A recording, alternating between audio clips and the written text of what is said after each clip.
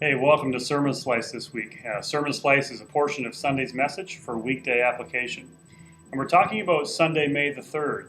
And we're continuing with the Experiencing God series. And this week we were talking about how God pursues us, how God initiates His love. And He wants to have this personal, real relationship with us.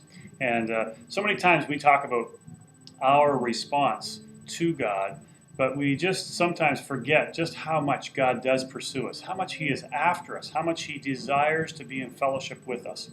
And what a great truth to be reminded of that this week, especially as we're walking through the Experiencing God series. We need to understand, as we did the first week, that God is always active. He's always at work, and He's always wanting to do things in the world and in our lives.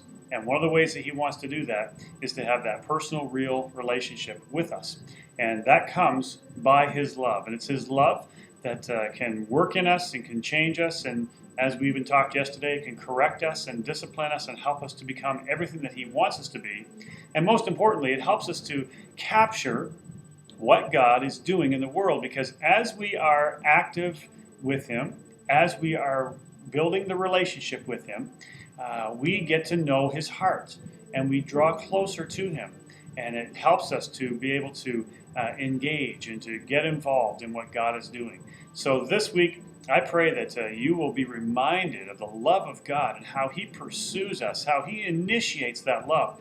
And He desires so much for us to want to respond to that love and love Him in return, and then to understand the good things that He's doing in the world.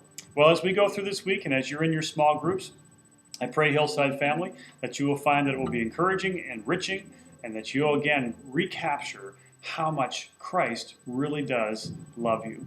You know, I used an illustration at the beginning of the message, and it was part of a video clip at the end of the message, and that is, He loves me not.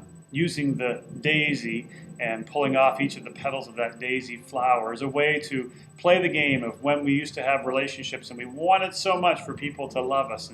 And so we would go through, she loves me not. Or the gal might say, he loves me not.